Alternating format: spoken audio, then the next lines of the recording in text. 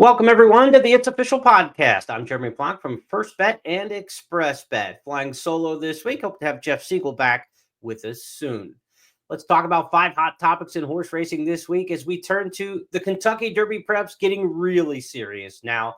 We've got Kentucky in the play with Turfway Park and the Jeff Ruby on Saturday, and we've got Louisiana in play at Fairgrounds Saturday with the $1 million Louisiana Derby. We also have some Preakness prep action to talk about a little bit later in the podcast as well. But in the rearview mirror, last week, a big weekend at Colonial Downs. Not the biggest in terms of handle. I thought they underperformed a bit in terms of the handle overall, but a good on-track crowd at Colonial Downs. And Kentucky Derby points on the line and a new prep race that we'll talk about in just a moment. But as we do each and every week, we're going to kick things off here in our first of 5 topics. Here in 2025, the leadoff topic is the weekly Goosebump Award. Who gets you excited? Who gets the goosebumps going on your arms and get you up out of your seat watching racing last week? For me, it happened down at Oaklawn Park. The sprinter Booth is really coming along, and he's acting just like his father. Let's take a look at his win Saturday at Oaklawn Park in the Whitmore Stakes. Fourth, he's now 5 lengths off of Booth, who wings it on the lead. Jackson Traveler has given way to Hano Twist. He's 5th right now. He's out of last, getting to the outside, but has a lot of work to do. Top of the lane, Booth cuts the corner, opens up 2.5 now. Giant Mischief is second and coming after him. Happy as a Choice grandstand side. It's Booth with a furlong to go. He's got a 3-length lead. Giant Mischief trying ever so hard, but Booth just keeps going. Back-to-back huge efforts for Booth, and Booth wins the Whitmore. A hat trick for Eric Asmussen today. Booth is now 5 for 9 overall, but it's the last 2 races that really stand out. Winning the stakes race at Oaklawn in 108-3 last time, comes back and fires 109-3 over a track that wasn't quite as fast, but just as impressive of a performance. It was his first graded stakes win from those 9 starts, 5 of those victorious, and you say, how can you get excited about a horse who took 9 starts to win his first graded stakes? His sire, Matoli, who became a champion, also won his first stakes race in graded company in his 9th career start. Like father, like son, there's a lot to like about this one. Lightly raced son of Matoli. He's a 4-year-old Booth we're talking about. He raced twice at 2. He ran 4 times last year as a 3-year-old, and now has made 3 starts so far this year. 9 starts for the career. Oaklawn was the home for Matoli. He won 5 of 7 over that track. It looks like Booth loves it as well. We're going to see where he ends up next, but I wouldn't be surprised to see him in the Churchill Downs Handicap coming up Derby weekend at 7/8 of a mile. Booth, one to watch, and of course this week's Goosebump Award winner kicking off the program. Let's go to topic number 2 on the big board this week on It's Official. Piazza pops the NHC field. The National Horse Players Championship was last weekend in Las Vegas. The 3-day run, Friday, Saturday, and Sunday, was one almost wire to wire, almost a complete speed pop from Dan Piazza. Congratulations to that financial advisor from Chicago. He led day 1, he led day 2, and he led the final table all the way to the wire to win the $825,000 first prize. Cash and prizes totaling more than what? $4.8 million given away this past week at the NHC in cash and prizes. $3 million of that in cash. Congratulations, Dan Piazza. It was the 4th time in the NHC for Piazza. He said he'd never finished better than the top 300. He got it done in almost wire-to-wire style. He only lost the lead for a brief few races on opening day, but again, led by the end of the first day and led all of day 2 and day 3. Tom Boyd of New Jersey finished 2nd. Hats off to him. Ray Hassan of Minnesota finished 3rd. Couple Express Bet qualifiers. Hats off to the 5th and 6th place finishers. A complete look at the top 10 and the final table at the NHC. More than 800 entries were in the tournament from 623 individual players. The NHC wrapped up this weekend in Las Vegas. Again, congrats to the winner, Dan Piazza. He will win the Eclipse Award for Champion Horse Player for 2025, be honored in next January's Eclipse Awards. Well, the slogan is Virginia is for lovers, but last weekend it was for Lucas. Dwayne Lucas took the inaugural spring edition of the Virginia Derby last Saturday at Colonial Downs, and he did it with a horse named American Promise. not the kind of horse who going into the race really had you thinking Kentucky Derby aspirations. He had been beaten at Fairgrounds. He had been beaten at Oaklawn. Couldn't hit the board against stakes players there. But he was a different kind of horse on Saturday at Colonial Downs, up closer to a fast pace set by Getaway Car, the favorite. And he punched by that one and punched home impressively. Round the far turn, American Promise. American Promise has come on to take the lead, is wide on the track, but is in front by a length as they head for the quarter pole. Getaway Car, Irad has opened up the throttle, but he's back into second as they come to the top of the stretch. Render Judgment racing third, and Rapture is fourth. They're off the turn in the Virginia Derby. American Promise clear by 3 as they head for the final furlong. American Promise trying to pull the upset. Getaway Car has given way. Render Judgment, Omaha, the Virginia bred coming down the center, but American Promise has a 5-length lead, 100 yards to hold it. Now it's 6, and now it's 7. The Virginia Derby to American Promise. Final time of 1:46.41. Obviously a track record there, a rarely run distance, but the track was extremely fast. Look, different time of the year. You can see tracks play different based on weather conditions, track maintenance. Just a 3-day meet at Colonial in the spring, typically a summer meet where they run the bulk of their races on the turf course. So not a lot to get involved in terms of the track record, but it was a fast performance no matter what you say. 146 and change for a mile and an eighth, even around one turn is cooking. The track certainly moved them forward there. The thing I worry about when you take a look at American Promise's performance, it took 38.02 over the final 3 furlongs, especially a 13.39 final eighth of a mile. 38 is kind of that cutoff that you're looking for in the final rounds of preps for horses who can compete and win a Kentucky Derby. You want them to go sub 38, 38 max for the final 3 furlongs. Those are in 2-turn mile and an eighth races, typically we're talking about. So in a 1-turn mile and an eighth, you would expect him to come home a little bit better than that. And especially the last furlong, 13.39, slowing quite a bit. I mean, if you project that out over a mile and a quarter, you're looking at almost a 27-second final quarter. So he's going to have to finish a little stronger. He wasn't asked all the way through the wire by Nick Juarez, but he was only, pulled up, not even pulled up, but he only galloped through the wire the last few strides. So this is a horse who's got promise. He's a big horse. D. Wayne Lucas said he's 17 hands tall, and he's just kind of growing into his body and finally getting it. Well, the light bulb came on very quickly for this one, and it's not the first time we've seen that with the D. Wayne Lucas trainee over the years.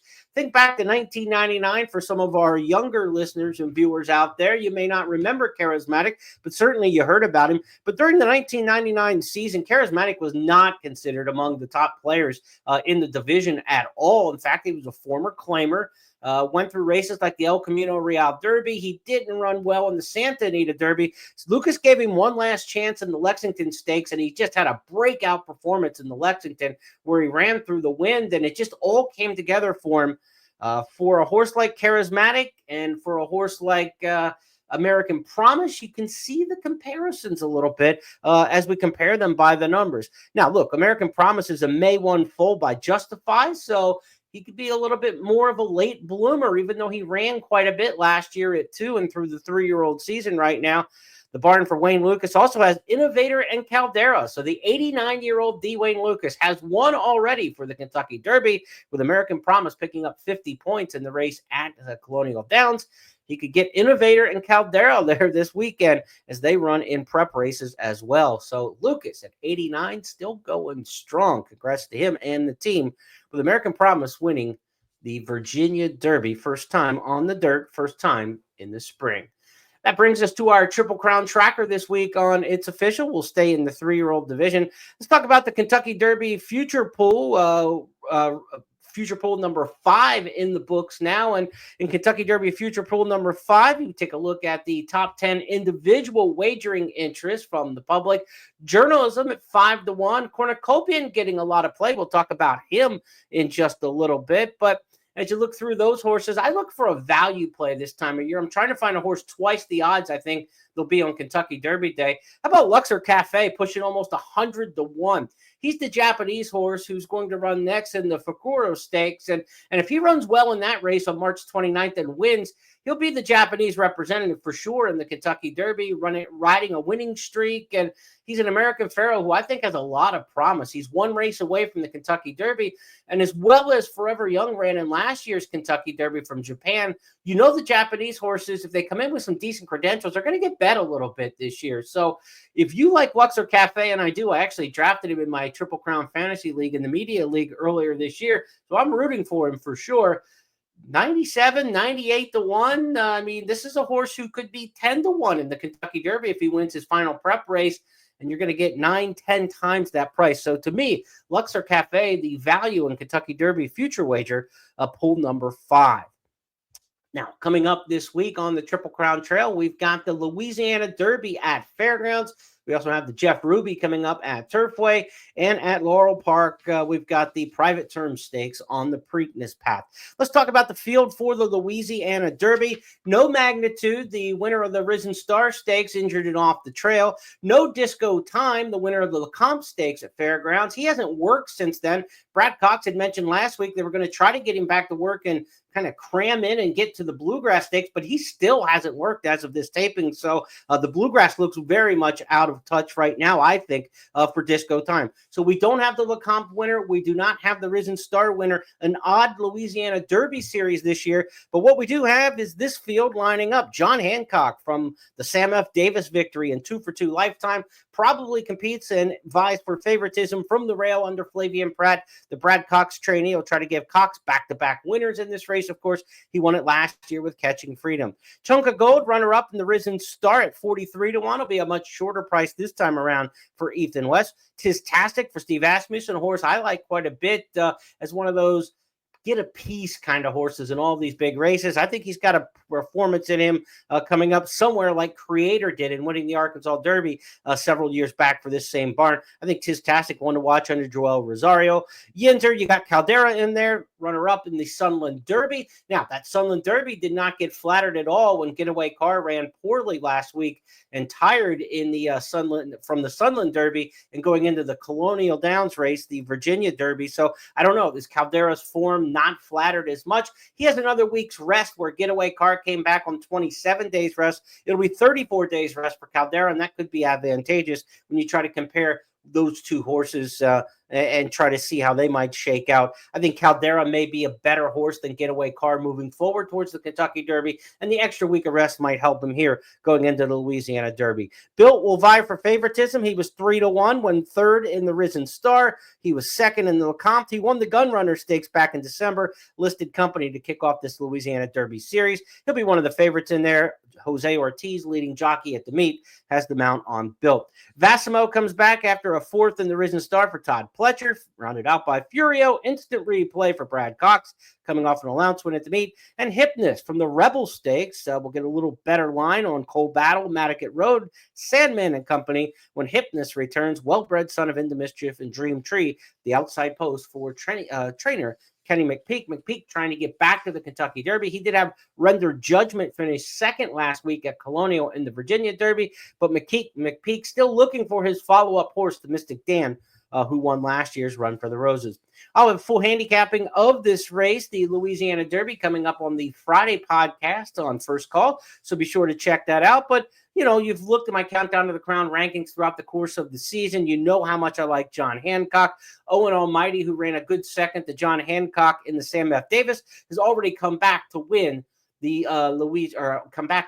Tampa Bay Derby. So I think his form has been flattered. Let's take a look at that Sam F. Davis Stakes. John Hancock getting his signature victory. Round to the top of the stretch, John Hancock and Owen Almighty. They've been going at it since they sprung the latch. They've now put 3 on the field. Camp Hale moves up to third, going to swing to the outside. Poster continues his move right down the center of the track. John Hancock, Owen Almighty, shoulder to shoulder at the 8th pole. John Hancock on the inside, Owen Almighty on the outside. Camp Hale still 3 lengths back. Poster continues to make up ground. Owen Almighty goes narrowly to the front. John Hancock battles right back. John Hancock, Owen Almighty, John Hancock signs his name to a Sam F. Davis win. Owen Almighty was valiant, but second best. Now, the Louisiana Derby with 100 points to the winner, 50 to second, and so forth down the line. So we're looking at some horses who are definitely going to qualify for the Kentucky Derby, at least two coming out of that race.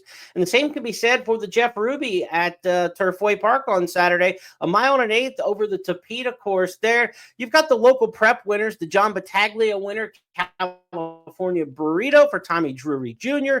You also have the other local stakes winner at the meet, that being Baby Max. He was second in the Battaglia, won the Leonidas Stakes for Kelsey Danner earlier in the meet. So the two local stakes winners, and they're going to try to fend off Poster. Poster's the horse who won the Remsen Stakes last fall by a nose. He came back and ran third in the Sam F. Davis, which we just talked about with John Hancock and Owen Almighty. How key of a race might we think the Sam F. Davis is? That was running stakes record time, by the way.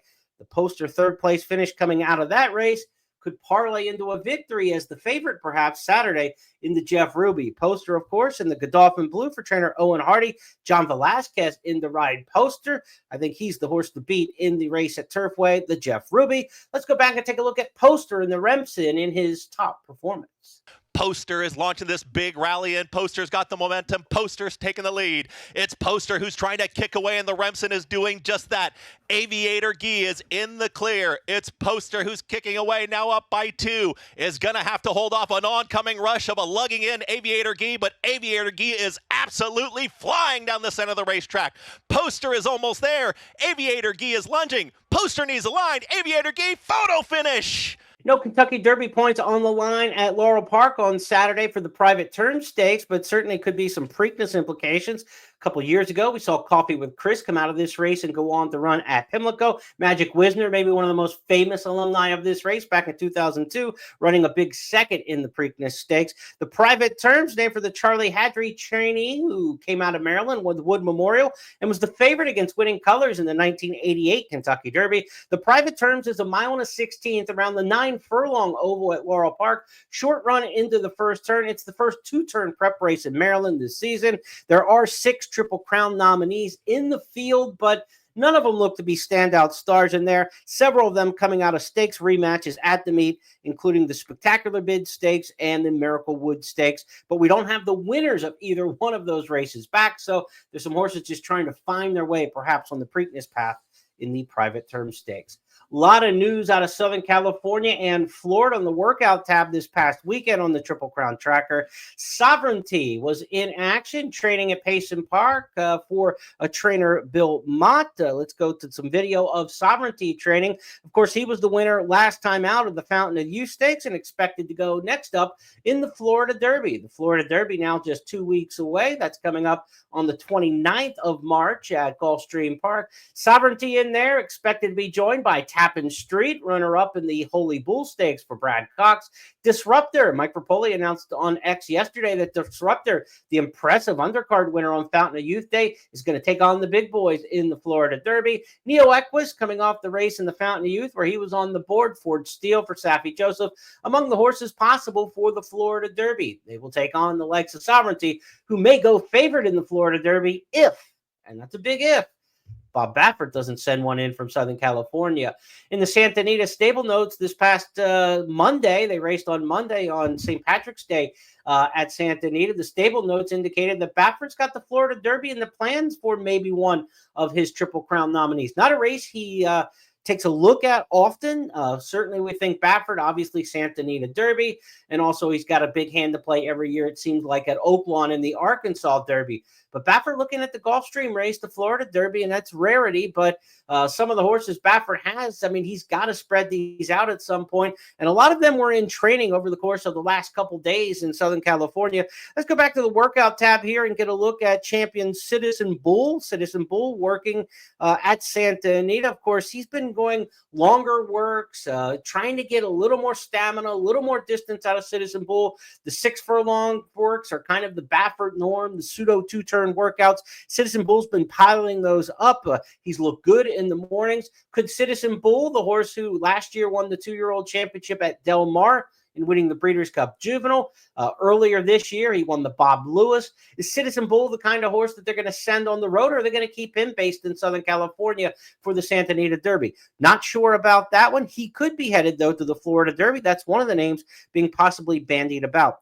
Also, Baffert's had some other workers in the recent days, and Monday's work in the darkness was kind of lighting up the sky if you talk about potential. And that's when Barnes, the runner-up last time out to journalism in the San Felipe Stakes, the unbeaten Barnes up until that point, he worked Monday morning in the darkness alongside Cornucopian, a massive debut winner at Oaklawn Park who just blitzed 6 furlongs in 109 and change.